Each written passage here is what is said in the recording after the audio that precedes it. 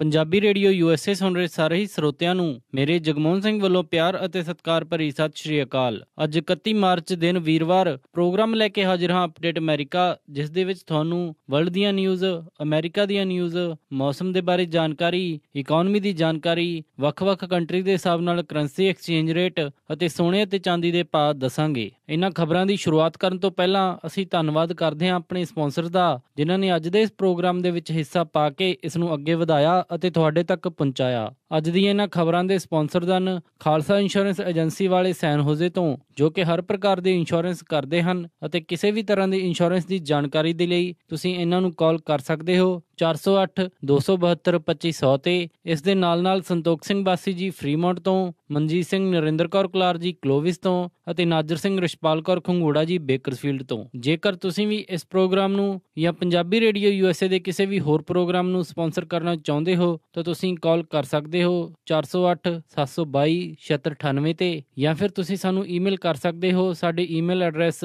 info@punjabiradiousa.com ਤੇ। ਹੁਣ ਵੱਧਦੇ ਹਾਂ ਜੀ ਅੱਜ ਦੀ ਪਹਿਲੀ ਖਬਰ ਵੱਲ।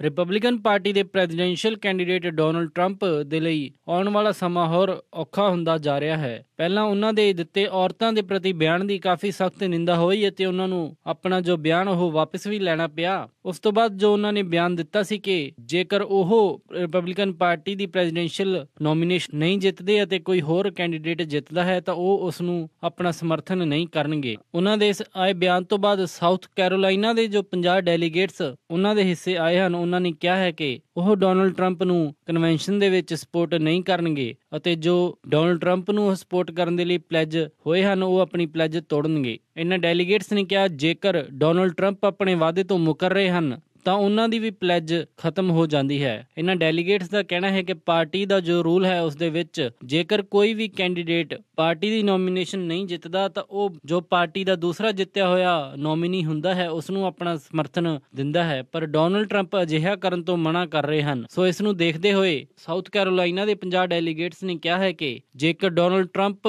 ਆਪਣਾ ਸਮਰਥਨ ਦੇਣ ਵਾਲਾ ਪ੍ਰੋਮਿਸ ਪੂਰਾ ਨਹੀਂ ਕਰਦੇ ਤਾਂ ਉਹ ਵੀ ਉਹਨਾਂ ਨੂੰ ਸਪੋਰਟ ਨਹੀਂ ਕਰਨਗੇ। ਇਹ ਲੀਗਲੀ ਕਿੰਨਾ ਕੁ ਸਹੀ ਹੋਵੇਗਾ, ਕਿੰਨਾ ਕੁ ਗਲਤ, ਇਹ ਤਾਂ ਆਉਣ ਵਾਲੇ ਸਮੇਂ ਦੇ ਵਿੱਚ ਹੀ ਪਤਾ ਲੱਗੇਗਾ ਜਦੋਂ ਪਾਰਟੀ ਦੀ ਕਨਵੈਨਸ਼ਨ ਦੇ ਵਿੱਚ ਨਿਊਟਰਲ ਜੱਜ ਉਸ ਦਾ ਫੈਸਲਾ ਕਰਨਗੇ। ਰਿਪਬਲਿਕਨ ਪਾਰਟੀ ਦੇ ਵਿੱਚ ਨਵੰਬਰ 2016 ਦੇ ਇਲੈਕਸ਼ਨ ਦੇ ਵਿੱਚ ਨੋਮੀਨੀ ਬਣਨ ਦੇ ਲਈ ਆਪਸੀ ਜੱਦੋਜਹਿਦ ਹੋਰ ਤੇਜ਼ ਹੁੰਦੀ ਜਾ ਰਹੀ ਹੈ ਅਤੇ ਜਾਣਕਾਰਾਂ ਦਾ ਮੰਨਣਾ ਹੈ ਕਿ ਇਹ ਕਿਤੇ ਨਾ ਕਿਤੇ ਬਹੁਤ ਵੱਡੇ ਸਤਰ ਦੇ ਉੱਤੇ ਪਾਰਟੀ ਨੂੰ ਹੀ ਨੁਕਸਾਨ ਕਰੇਗੀ, ਕਿਉਂਕਿ ਡੈਮੋਕ੍ਰੈਟਿਕ ਪਾਰਟੀ ਦਾ ਇਸ ਦੇ ਵਿੱਚ ਸਿੱਧਾ ਫਾਇਦਾ ਹੁੰਦਾ ਦਿਸ ਰਿਹਾ ਹੈ।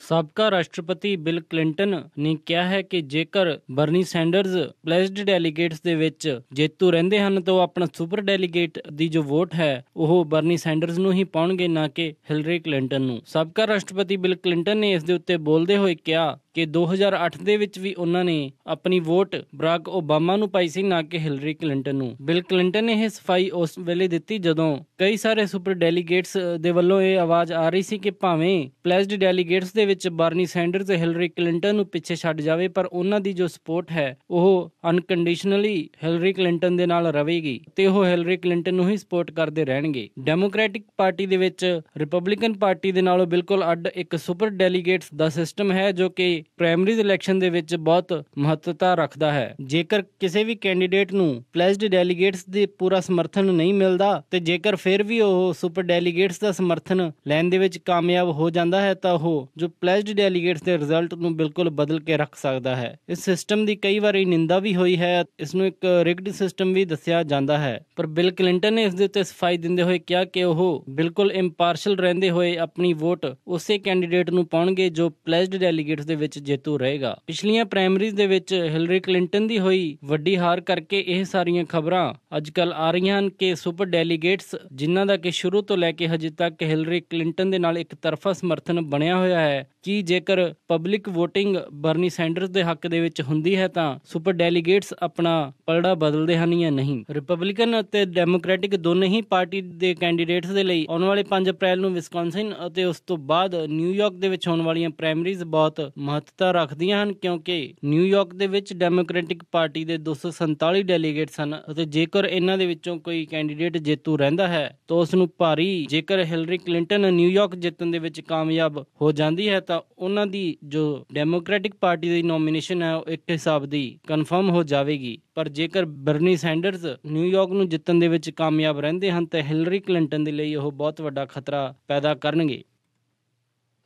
ਓਕਲਾਹੋਮਾ ਦੇ ਵਿੱਚ ਤੂਫਾਨੀ ਮੌਸਮ ਅਤੇ ਟੋਰਨੇਡੋ ਦੇ ਕਰਕੇ 7 ਲੋਕ ਜ਼ਖਮੀ ਹੋ ਗਏ ਹਨ। ਓਕਲਾਹੋਮਾ ਦੇ ਵਿੱਚ ਕਈ ਟੋਰਨੇਡੋ ਅੱਜ ਆਏ, ਜਿਸ ਦੇ ਕਰਕੇ ਉੱਥੇ ਭਾਰੀ ਨੁਕਸਾਨ ਹੋਇਆ। ਮੀਂਹ ਅਤੇ ਹਵਾਵਾਂ ਇੰਨੀਆਂ ਤੇਜ਼ ਸੀ ਕਿ ਜਿਸ ਨੇ ਕਈ ਘਰਾਂ ਦੀਆਂ ਛੱਤਾਂ ਡੇਗ ਦਿੱਤੀਆਂ ਅਤੇ ਉਸ ਦੇ ਵਿੱਚ 7 ਲੋਕ ਜ਼ਖਮੀ ਵੀ ਹੋ ਗਏ ਹਨ। Weather services storm prediction centre ਨੇ ਕਿਹਾ ਹੈ ਕਿ ਟੋਰਨੇਡੋ ਦਾ ਇਹ ਸਭ ਤੋਂ ਭੀਸ਼ਣ ਜੋ ਖਤਰਾ ਸੀ ਅਤੇ ਇਸ ਦੇ ਵਿੱਚ ਕਈ ਜਗ੍ਹਾ ਦੇ ਉੱਤੇ ਵੱਡੇ ਸਾਈਜ਼ ਵਾਲੇ ਗੜੇ ਵੀ ਡਿੱਗੇ ਹਨ। ਨੈਸ਼ਨਲ ਵੈਦਰ ਸਰਵਿਸਿਜ਼ ਨੇ ਕਿਹਾ ਹੈ ਕਿ ਉਹ ਇਸ ਤੂਫਾਨ ਤੋਂ ਬਾਅਦ ਆਏ ਨੁਕਸਾਨ ਦਾ ਅੰਦਾਜ਼ਾ ਲਾਉਣਗੀਆਂ ਅਤੇ ਉਹਨਾਂ ਨੇ ਦੱਸਿਆ ਕਿ ਇਹ ਟੋਰਨੇਡੋ ਹੁਣ ਸਾਊਥ ਦੇ ਵੱਲ ਮੂਵ ਹੋ ਗਿਆ ਹੈ ਅਤੇ ਉੱਥੇ ਹੁਣ ਹੋਰ ਫਲੱਡ ਆਉਣ ਦਾ ਵੀ ਖਤਰਾ ਹੈ। ਮਿਸੀਸਿਪੀ ਡੈਲਟਾ ਦੇ ਵਿੱਚ ਆਏ ਤੂਫਾਨ ਦੇ ਕਰਕੇ ਕਾਫੀ ਫਲੱਡਿੰਗ ਹੋਈ ਅਤੇ ਉੱਥੇ ਸਨਫਲਾਵਰ ਕਾਉਂਟੀ ਦੇ ਵਿੱਚ ਐਮਰਜੈਂਸੀ ਵੀ ਡਿਕਲੇਅਰ ਕਰ ਦਿੱਤੀ ਗਈ। ਪੁਲਿਸ ਅਤੇ ਫਾਇਰ ਆਫੀਸ਼ੀਅਲਸ ਨੇ ਦੱਸਿਆ ਹੈ ਕਿ ਉਹ ਡੋਰ ਟੂ ਡੋਰ ਜਾ ਕੇ ਹਰੇਕ ਘਰ ਦੀ ਜਾਂਚ ਕਰ ਰਹੇ ਹਨ ਅਤੇ ਕੋਈ ਵੀ ਮਿਸਿੰਗ ਪਰਸਨ ਦੀ ਜੇਕਰ ਕੋਈ ਰਿਪੋਰਟ ਹੈ ਤਾਂ ਉਸ ਨੂੰ ਨੋਟ ਕਰ ਰਹੇ ਹਨ, ਪਰ ਹਜੇ ਤੱਕ ਅਜਿਹੀ ਜਾਣਕਾਰੀ ਉਹਨਾਂ ਦੇ ਕੋਲ ਨਹੀਂ ਆਈ ਹੈ। ਫਲੈਗਸਟੈਫ ਐਰੀਜ਼ੋਨਾ ਦੇ ਵਿੱਚ I-40 ਦੇ ਉੱਤੇ ਹੋਏ ਇੱਕ ਟਰੱਕ ਹਾਦਸੇ ਦੇ ਵਿੱਚ ਡਰਾਈਵਰ ਅਤੇ ਕੋ ਡਰਾਈਵਰ ਦੋਨਾਂ ਦੀ ਮੌਤ ਹੋ ਗਈ ਹੈ। ਇਹ ਹਾਦਸਾ ਤਕਰੀਬਨ ਸਵੇਰੇ 6 ਵਜੇ ਹੋਇਆ ਜਦੋਂ ਟਰੱਕ ਪਲਟ ਗਿਆ। ਦੱਸਿਆ ਜਾ ਰਿਹਾ ਹੈ ਕਿ ਇਸ ਹਾਦਸੇ ਦੇ ਕਾਰਨਾਂ ਦਾ ਹਜੇ ਤੱਕ ਪਤਾ ਨਹੀਂ ਲੱਗਿਆ ਕਿ ਇਹ ਹਾਦਸਾ ਹੋਣ ਦੇ ਪਿੱਛੇ ਜੋ ਕਾਰਨ ਉਹ ਸਪੀਡ ਸੀ ਜਾਂ ਫਿਰ ਜੋ ਮੌਸਮ ਖਰਾਬ ਸੀ ਉਸ ਦੀ ਵਜ੍ਹਾ ਕਾਰਨ ਇਹ ਹਾਦਸਾ ਹੋਇਆ। ਰਿਪੋਰਟ ਦੇ ਮੁਤਾਬਿਕ ਜਦੋਂ ਇਹ ਹਾਦਸਾ ਹੋਇਆ ਤਾਂ ਉਸ ਟਾਈਮ ਸੜਕ ਦੇ ਉੱਤੇ ਬਰਫ਼ਬਾਰੀ ਹੋਈ ਹੋਈ ਸੀ। ਇਸ ਹਾਦਸੇ ਦੇ ਵਿੱਚ ਸਤਨਾਮ ਸਿੰਘ ਅਤੇ ਜਸ ਨੱਟ ਮਾਰੇ ਗਏ ਹਨ।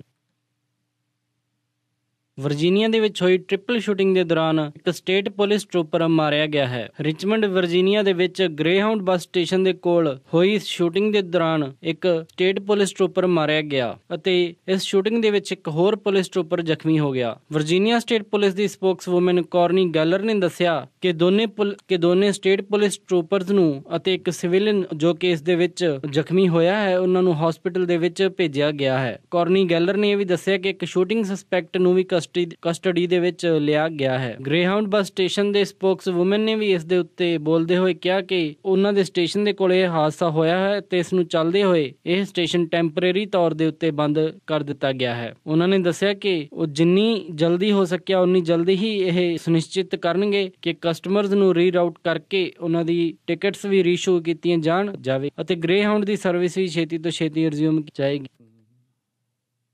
ਇਹ ਸਨ ਅੱਜ ਦੀਆਂ ਕੁਝ ਖਾਸ ਖਬਰਾਂ। ਹੁਣ ਵੱਧਦੇ ਹਾਂ ਜੀ ਮੌਸਮ ਦੀ ਜਾਣਕਾਰੀ ਦੇ ਵੱਲ। ਸ਼ੁੱਕਰਵਾਰ ਨੂੰ ਸੈਨੋਦੇ ਦੇ ਵਿੱਚ ਹਾਈ ਟੈਂਪਰੇਚਰ ਰਹੇਗਾ 70 ਡਿਗਰੀ ਅਤੇ ਲੋ ਟੈਂਪਰੇਚਰ 47 ਡਿਗਰੀ। ਸੈਨ ਫਰਾਂਸਿਸਕੋ ਦੇ ਵਿੱਚ 61 ਡਿਗਰੀ ਹਾਈ ਅਤੇ ਰਾਤ ਨੂੰ 50 ਡਿਗਰੀ ਲੋ। ਸੈਕਰਾਮੈਂਟੋ ਦੇ ਵਿੱਚ 75 ਡਿਗਰੀ ਹਾਈ ਅਤੇ ਰਾਤ ਨੂੰ 48 ਡਿਗਰੀ ਲੋ। ਯੂਬਾ ਸਿਟੀ ਦੇ ਵਿੱਚ 75 ਡਿਗਰੀ ਹਾਈ ਅਤੇ ਰਾਤ ਨੂੰ 50 ਡਿਗਰੀ ਲੋ। ਸਟਾਕਟਨ ਦੇ ਵਿੱਚ 76 ਡਿਗਰੀ ਹਾਈ ਅਤੇ ਰਾਤ ਨੂੰ 48 ਡਿਗਰੀ ਲੋ। ਟ੍ਰੇਸੀ ਦੇ ਵਿੱਚ 75 ਡਿਗਰੀ ਹਾਈ ਅਤੇ ਰਾਤ ਨੂੰ 48 ਡਿਗਰੀ ਲੋ। ਮੋਡੈਸਟੋ ਦੇ ਵਿੱਚ 77 ਡਿਗਰੀ ਹਾਈ ਅਤੇ ਰਾਤ ਨੂੰ 49 ਡਿਗਰੀ ਲੋ। ਫ੍ਰੈਜ਼ਨੋ ਦੇ ਵਿੱਚ 77 ਡਿਗਰੀ ਹਾਈ ਅਤੇ ਰਾਤ ਨੂੰ 51 ਡਿਗਰੀ ਲੋ। ਬੇਕਰਸਫੀਲਡ ਦੇ ਵਿੱਚ 80 ਡਿਗਰੀ ਹਾਈ ਅਤੇ ਰਾਤ ਨੂੰ 55 ਡਿਗਰੀ ਲੋ। ਲਾਸ ਐਂਜਲਸ ਦੇ ਵਿੱਚ 70 ਡਿਗਰੀ ਹਾਈ ਅਤੇ ਰਾਤ ਨੂੰ 54 ਡਿਗਰੀ ਲੋ। ਟਰਕੀ ਦੇ ਵਿੱਚ 61 ਡਿਗਰੀ ਹਾਈ ਅਤੇ ਰਾਤ ਨੂੰ 33 ਡਿਗਰੀ ਲੋ। ਸਾਊਥ ਲੇਕ ਟਾਹੋ ਦੇ ਵਿੱਚ 58 ਡਿਗਰੀ ਹਾਈ ਅਤੇ ਰਾਤ ਨੂੰ 32 ਡਿਗਰੀ ਲੋ। ਪੋਰਟਲੈਂਡ ਓਰੇਗਨ ਦੇ ਵਿੱਚ 75 ਡਿਗਰੀ ਹਾਈ ਅਤੇ ਰਾਤ ਨੂੰ 49 ਡਿਗਰੀ ਲੋ। ਸਿਆਟਲ ਦੇ ਵਿੱਚ 70 ਡਿਗਰੀ ਹਾਈ ਅਤੇ ਰਾਤ ਨੂੰ 46 ਡਿਗਰੀ ਲੋ। ਫਲੈਗਸਟੈਫ ਐਰੀਜ਼ੋਨਾ ਦੇ ਵਿੱਚ 53 ਡਿਗਰੀ ਹਾਈ ਅਤੇ ਰਾਤ ਨੂੰ 25 ਡਿਗਰੀ ਲੋ। ਸਾਲਟ ਲੇਕ ਸਿਟੀ ਯੂਟਾ ਦੇ ਵਿੱਚ 59 ਡਿਗਰੀ ਹਾਈ ਅਤੇ ਰਾਤ ਨੂੰ 37 ਡਿਗਰੀ ਲੋ। ਸ਼ਿਕਾਗੋ ਦੇ ਵਿੱਚ 50 ਡਿਗਰੀ ਹਾਈ ਅਤੇ ਰਾਤ ਨੂੰ 34 ਡਿਗਰੀ ਲੋ। ਨਿਊਯਾਰਕ ਦੇ ਵਿੱਚ 72 ਡਿਗਰੀ ਹਾਈ ਅਤੇ ਰਾਤ ਨੂੰ 54 ਡਿਗਰੀ ਲੋ। ਕੈਨੇਡਾ ਟੋਰਾਂਟੋ ਦੇ ਵਿੱਚ 10 ਡਿਗਰੀ ਸੈਲਸੀਅਸ ਹਾਈ ਅਤੇ ਰਾਤ ਨੂੰ 1 ਡਿਗਰੀ ਸੈਲਸੀਅਸ ਲੋ। ਵਿਨੀਪੈਗ ਦੇ ਵਿੱਚ 1 ਡਿਗਰੀ ਸੈਲਸੀਅਸ ਹਾਈ ਅਤੇ ਰਾਤ ਨੂੰ -8 ਡਿਗਰੀ ਸੈਲਸੀਅਸ ਲੋ। ਕੈਲਗਰੀ ਦੇ ਵਿੱਚ 18 ਡਿਗਰੀ ਸੈਲਸੀਅਸ ਹਾਈ ਅਤੇ ਰਾਤ ਨੂੰ 4 ਡਿਗਰੀ ਸੈਲਸੀਅਸ ਲੋ। ਵੈਨਕੂਵਰ ਦੇ ਵਿੱਚ 19 ਡਿਗਰੀ ਡਿਗਰੀ ਸੈਲਸੀਅਸ ਆਈ ਅਤੇ ਰਾਤ ਨੂੰ 8 ਡਿਗਰੀ ਸੈਲਸੀਅਸ ਲੋ। ਪੰਜਾਬ ਅੰਮ੍ਰਿਤਸਰ ਦੇ ਵਿੱਚ 35 ਡਿਗਰੀ ਸੈਲਸੀਅਸ ਆਈ ਅਤੇ ਰਾਤ ਨੂੰ 22 ਡਿਗਰੀ ਸੈਲਸੀਅਸ ਲੋ। ਮੈਲਬਰਨ ਆਸਟ੍ਰੇਲੀਆ ਦੇ ਵਿੱਚ 26 ਡਿਗਰੀ ਸੈਲਸੀਅਸ ਆਈ ਅਤੇ ਰਾਤ ਨੂੰ 17 ਡਿਗਰੀ ਸੈਲਸੀਅਸ ਲੋ। ਲੰਡਨ ਦੇ ਵਿੱਚ 12 ਡਿਗਰੀ ਸੈਲਸੀਅਸ ਆਈ ਅਤੇ ਰਾਤ ਨੂੰ 4 ਡਿਗਰੀ ਸੈਲਸੀਅਸ ਲੋ। ਬਰਲਿਨ ਦੇ ਵਿੱਚ 12 ਡਿਗਰੀ ਸੈਲਸੀਅਸ ਆਈ ਅਤੇ ਰਾਤ ਨੂੰ 1 ਡਿਗਰੀ ਸੈਲਸੀਅਸ ਲੋ। ਅਤੇ ਪੈਰਿਸ ਦੇ ਵਿੱਚ 13 ਡਿਗਰੀ ਸੈਲਸੀਅਸ ਆਈ ਅਤੇ ਰਾਤ ਨੂੰ 5 ਡਿਗਰੀ ਸੈਲਸੀਅਸ ਲੋ ਰਹੇਗਾ ਜੀ। ਇਹ ਸੀ ਜੀ ਮੌਸਮ ਦੀ ਜਾਣਕਾਰੀ। ਹੁਣ ਵੱਧਦੇ ਹਾਂ ਜੀ ਸਟਾਕ ਮਾਰਕੀਟ ਦੀ ਇਨਫੋਰਮੇਸ਼ਨ ਵੱਲ। ਵੀਰਵਾਰ ਨੂੰ ਕਲੋਜ਼ਿੰਗ ਦੇ ਸਮੇਂ ਡਾਓ ਜੋਨਸ 31 ਅੰਕਾਂ ਦੀ ਗਿਰਾਵਟ ਦੇ ਨਾਲ 17,685.09 ਤੇ ਬੰਦ ਹੋਇਆ। ਨੈਸਡੈਕ 0.56 ਅੰਕਾਂ ਦੇ ਵਾਧੇ ਦੇ ਨਾਲ 4,869.85 ਤੇ ਬੰਦ ਹੋਇਆ ਅਤੇ S&P 4 ਅੰਕਾਂ ਦੀ ਗਿਰਾਵਟ ਦੇ ਨਾਲ 2,059.74 ਤੇ ਬੰਦ ਹੋਇਆ ਅਤੇ ਵਿਲਸ਼ਰ 5000 13 ਅੰਕਾਂ ਦੀ ਗਿਰਾਵਟ ਦੇ ਨਾਲ 21,224.32 ਤੇ ਬੰਦ ਹੋਇਆ ਜੀ। ਕਰੰਸੀ ਐਕਸਚੇਂਜ ਰੇਟ ਦੇ ਵਿੱਚ ਇੱਕ US ਡਾਲਰ ਦੀ ਕੀਮਤ 66 ਰੁਪਏ 28 ਪੈਸੇ, ਇੱਕ ਕੈਨੇਡੀਅਨ ਡਾਲਰ ਦੀ ਕੀਮਤ 51 ਰੁਪਏ 2 ਪੈਸੇ, ਇੱਕ ਬ੍ਰਿਟਿਸ਼ ਪਾਉਂਡ ਦੀ ਕੀਮਤ 95 ਰੁਪਏ 23 ਪੈਸੇ, ਇੱਕ ਯੂਰੋ ਦੀ ਕੀਮਤ 75 ਰੁਪਏ 42 ਪੈਸੇ, ਇੱਕ ਆਸਟ੍ਰੇਲੀਅਨ ਡਾਲਰ ਦੀ ਕੀਮਤ 50 ਰੁਪਏ 89 ਪੈਸੇ, ਇੱਕ ਨਿਊਜ਼ੀਲੈਂਡ ਡਾਲਰ ਦੀ ਕੀਮਤ 45 ਰੁਪਏ 84 ਪੈਸੇ, ਇੱਕ ਸਿੰਗਾਪੁਰ ਡਾਲਰ ਦੀ ਕੀਮਤ 49 ਰੁਪਏ 17 ਪੈਸੇ, ਇੱਕ ਬਹਿਰੀਨੀ ਦਿਨਾਰ ਦੀ ਕੀਮਤ 175 ਰੁਪਏ 90 ਪੈਸੇ ਅਤੇ ਇੱਕ ਕੁਵੈਤੀ ਦਿਨਾਰ ਦੀ ਕੀਮਤ 219 ਰੁਪਏ 63 ਪੈਸੇ। ਸੋਨੇ ਦਾ ਰੇਟ $1231.34 ਪਰ ਆਉਂਸ ਰਿਹਾ ਅਤੇ ਚਾਂਦੀ $15.40 ਪਰ ਆਉਂਸ ਰਹੀ। ਇਸੇ ਦੇ ਨਾਲ ਅੱਜ ਦਾ ਇਹ ਖਬਰਾਂ ਦਾ ਬੁਲੇਟਿਨ ਇੱਥੇ ਹੀ ਸਮਾਪਤ ਕਰਦੇ ਹਾਂ ਜੀ। ਇਜਾਜ਼ਤ ਦਿਓ। ਉਮੀਦ ਹੈ ਕਿ ਤੁਹਾਨੂੰ ਅੱਜ ਦਾ ਇਹ ਪ੍ਰੋਗਰਾਮ ਪਸੰਦ ਆਇਆ ਹੋਵੇਗਾ। ਕਿਸੇ ਵੀ ਤਰ੍ਹਾਂ ਦੀ ਫੀਡਬੈਕ ਦੇ ਲਈ ਤੁਸੀਂ ਸਾਨੂੰ ਕਾਲ ਕਰ ਸਕਦੇ ਹੋ 408 272 5200 ਤੇ, ਜਾਂ ਫਿਰ ਤੁਸੀਂ ਸਾਨੂੰ ਈਮੇਲ ਕਰ ਸਕਦੇ ਹੋ ਸਾਡੇ ਈਮੇਲ ਐਡਰੈਸ info@punjabiradiousa.com ਤੇ। ਇੱਕ ਵਾਰੀ ਫਿਰ ਸਾਰੇ ਹੀ ਸਪਾਂਸਰ ਦਾ ਬਹੁਤ ਧੰਨਵਾਦ। ਮਿਲਦੇ ਹਾਂ ਜੀ ਅਪਡੇਟ ਅਮਰੀਕਾ ਦੇ ਅਗਲੇ ਅੰਕ ਵਿੱਚ। ਤਦ ਤੱਕ ਲਈ ਸਾਰਿਆਂ ਨੂੰ ਪਿਆਰ ਅਤੇ ਸਤਿਕਾਰ ਭਰੀ ਸਤਿ ਸ਼੍ਰੀ ਅਕਾਲ। ਸੁਣਦੇ ਰਹੋ ਜੀ ਪੰਜਾਬੀ ਰੇਡੀਓ USA।